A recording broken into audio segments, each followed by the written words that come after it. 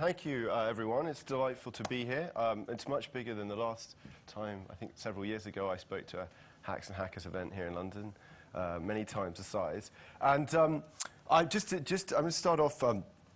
I'm Rufus Pollock from the Open Knowledge Foundation. I'm talking about digging into open data a bit. For those of you who don't know the Open Knowledge Foundation, we're a non-profit. We founded nearly a decade ago in 2004. And our mission is to empower people through open knowledge, through open information. And we're a global movement. We have chapters and local groups around the world, from Brazil to Berlin, and from kind of South Africa through to Finland. So there's all around the world.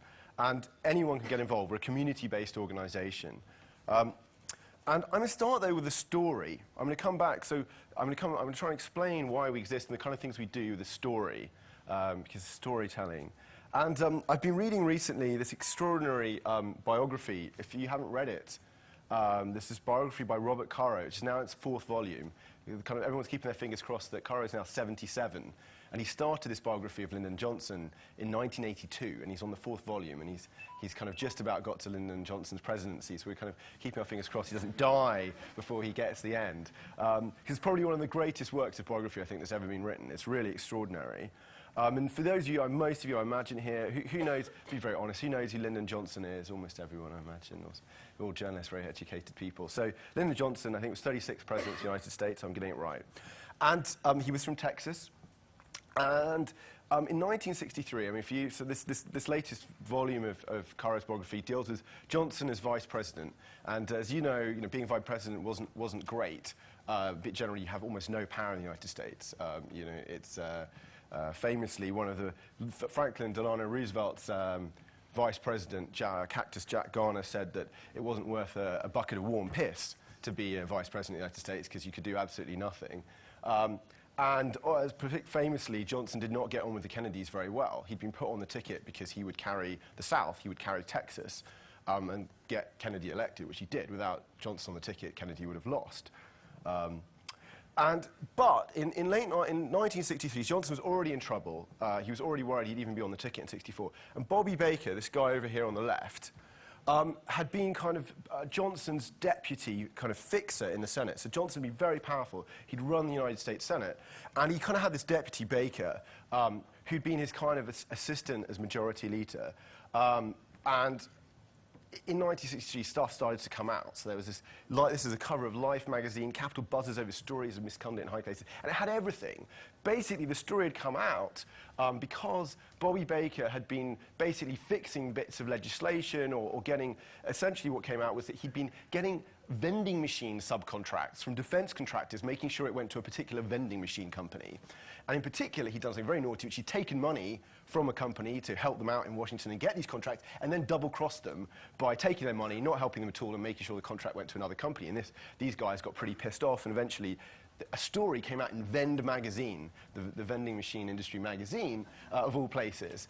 And suddenly, it was, I think this issue of Vend magazine sold out faster than any other issue of Vend magazine because people got whiff of the story. And it had everything because not only had Baker been basically taking money as a lobbyist to do stuff, but he'd been operating basically some kind of house near the Senate where senators would go and hang out with beautiful young women and all kinds of things, including one woman, it turned out, who was possibly an East German spy. And so on. It was incredible, this story, and it was building up, and the problem was it went to Johnson. In particular, there was an allegation that was coming out, was being investigated, that Johnson had basically been taking kickbacks, that in order for certain things to happen, people had been funneling money. And Johnson, you have to understand, came from a dirt poor family in Texas, and in theory, had only been on the public payroll for his entire life. And yet, for those who knew him, by the 60s, he was a millionaire many times over. And what Life did, in those days, they had a 9-person investigative team, were off in late 63, they sent them off to Texas, and what you had to do in those days, dig through local county records to find out who owned bits of land, how much property did Johnson actually have. And so at this point, it was getting very, very close to Johnson. Baker had just resigned. He was going to protect Johnson. In fact, wouldn't speak about this until after Johnson died in 73. But they were on the trail. So Life were digging much further, and this was leading to Johnson. And if it had been discovered, obviously, this would be pretty bad. So anyone could tell me what happened on November the 22nd, 1963? On that very day, Life had a team down in the offices. In the Senate, there was an investigation going on, and the main person was just testifying. What happened? Go on, be bold. November the 22nd, 1963. Someone was shot, yeah. In fact, John F. Kennedy was shot in Dallas, Texas, right? And so Johnson, by a miracle, in fact, the Life magazine reporters, as they heard it over the radio, called in the team the next day and basically said, we're shutting down this investigation. We've got to give Johnson a fair, he's a time of turmoil in the United States. We're shutting down this investigation. And in fact, Johnson managed to escape from this for the entire rest of his political term. So knowledge is power. Not knowing or knowing the stuff, it was going to bring down Johnson. It was going to bring down. And power can control knowledge. In this case, being president of the United States essentially shut down this investigation into fundamental corruption, basically into selling of pieces of legislation for money.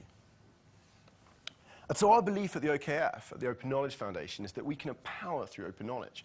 And in particular, in the digital age, where we don't necessarily need to go off and have a 9-man team who go off or hire other people to go down to courthouses, through open knowledge, through information that is freely available, anyone and everyone, in theory, could be an investigator, and everyone can use information to empower themselves or to empower their community or to empower their organization.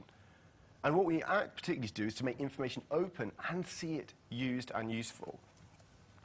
So to go on this a lot of our work, and I'm not going to go through all of it, involves putting together people, skills, tools, and data, one of these things, to generate knowledge, insight, and change. I'm going to talk about, particularly for journalists, we have about 15 or 20 projects. As I said, we're quite a large community. People can come and start projects. And they range, everything from kind of hobby projects people do in the evening up to, I'm going to talk about open spending and spending stories, which is a night news challenge winning project. One project you might have heard of, I don't know. Who's here has heard of the Data Journalism Handbook? It's nice to hear. So this is a project that's great, which we, along with the European Journalism Centre, put together with leading lights from the field of data journalism, writing pieces. We edited it and put it out there kind of to show what was possible about a year ago. But a project which I think that is kind of exemplar or tutorial how-to, more along the lines of some of the really fundamental work we do is open spending, which is a project we've worked on now for about 4 or 5 years. And the vision is, if you know OpenStreetMap, is to have a map of the money, to map and track public money in the same way that, when we build OpenStreetMap and we go and crowdsource information about maps, we're building a map of the world. It's a worldwide community-based project to create an open map of the money. And every time I show this, I don't know whether I'm going to do it well here, but the good news is every time we go back there, people are adding new countries and cities, and it's still a big challenge. So Brazil has got green on there, but Brazil has something I think like 712 different municipal budgets, cities with budgets, of which we only have about 3. It's a huge challenge. And I think going back to the story about Johnson, the key thing also in this is not just having the money, it's having it linked to something real, to a company.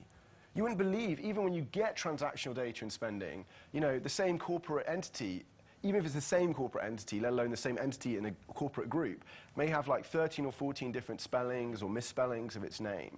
And fundamental questions, the first thing a journalist asked me, I once went to talk to someone, they were like, well, who's the biggest recipient of money? And I was like, that's actually really hard to answer because, IBM have about 15 different entities in our database. Tesco have 25.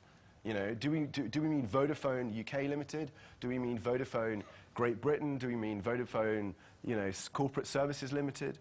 So there's a huge challenge, but this is some of the richest data that we can imagine for journalism and finance and so on, is linking this kind of data to things like open corporates, to other things, to people and so on. And one of the things we've done, for example, working with Privacy International and others, was looking at who was receiving money for surveillance equipment and so on. Similarly, there's a project we've got which is called the School of Data. So going back, that's a project around data. It's around getting together open information that anyone can access, open spending. School of Data is about teaching people data skills. So it's all very well to have all this open information out there that we've been able to liberate over the last few years, but do you know what to do with it? Do you know the basics? Do you know how to do scraping? Do you know how to do geocoding?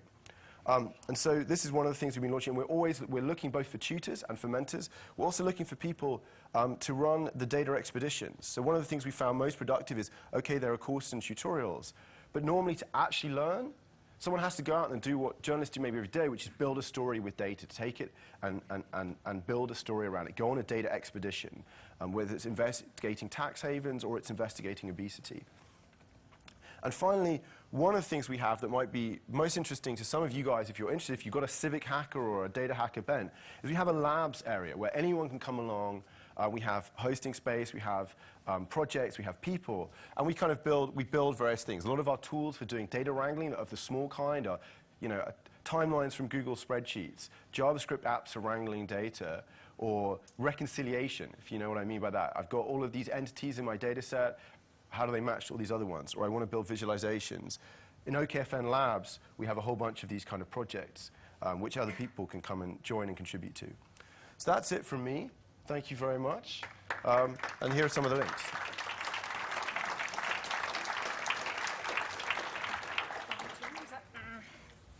I knew that was going to happen. OK, so we have a couple of minutes for questions, if you have any questions for Rufus. Anyone? Don't be shy. There's a question. Yes? What's your background? Hold on. What's the Open Knowledge Foundation background? Your background. My personal background. Yeah. My personal background. So my personal background is that I was an academic for a while. I was an economist.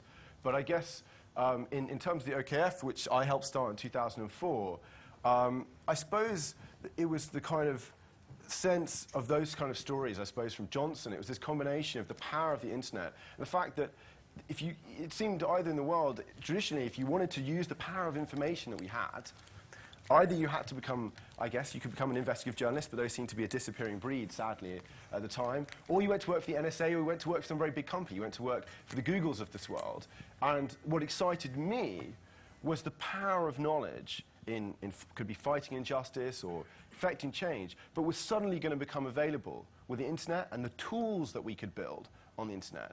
And I do think that's still something I should emphasize that happened in the last decade. I think around data, what happened in the 90s because of the internet was like open source and free software, because suddenly anyone had enough bandwidth to send around the software stuff. But it's only in the last 5, 6, 7 years. To give an example, open spending I think we actually have about 70 million transactions in the database. They're not all public yet. We just wouldn't have been able to run this project a decade ago. We wouldn't have been able to afford to run a project with 70 million transactions in a database and all the other stuff. So I think what excited me and why I started and came into this was the potentiality of technology to transform what we could do as a distributed community. One last question. Here you go. Hi there. Have you considered applying gamification to this sort of approach? So bringing people together and rewards and so on to try and increase the data that you collect?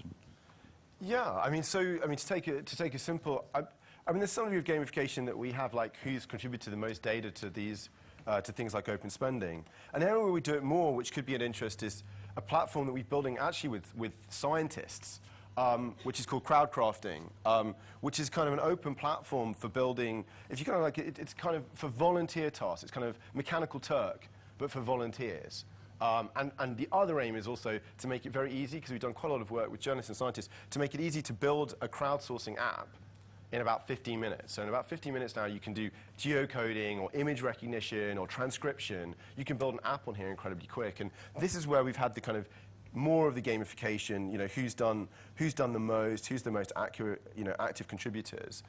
An interesting aspect I would say for it is that for a lot of volunteer stuff, I think gamification is important, recognition is important, but I sometimes worry that gamification can almost trivialize things if you do it too much, of kind of people are doing it for a social cause or because they care.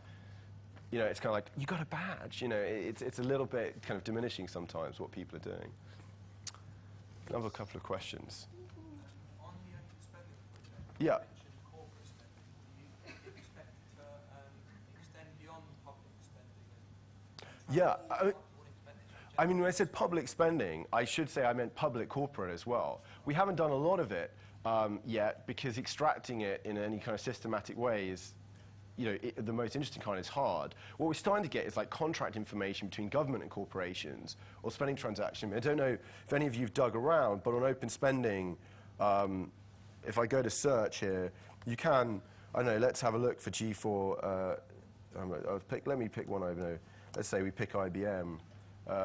You know, you can see, because of the detail we're getting in the UK now, you can see really individual transactions over time. Work needs to be done, I think, to aggregate that. And then what I would really like is the FOI follow-up. You know, you've got, hey, they've received all this money, what is this related to? Often, the problem if you get with standard government data is the context isn't there in the detail, but it's the beginning of a quite an interesting chain. And you can think of all kinds of interesting, some of these questions, such as, you know, you could be doing an interesting map between tax, people you might think are not doing stuff so great on tax, and who's receiving contracts from the UK government, and so on.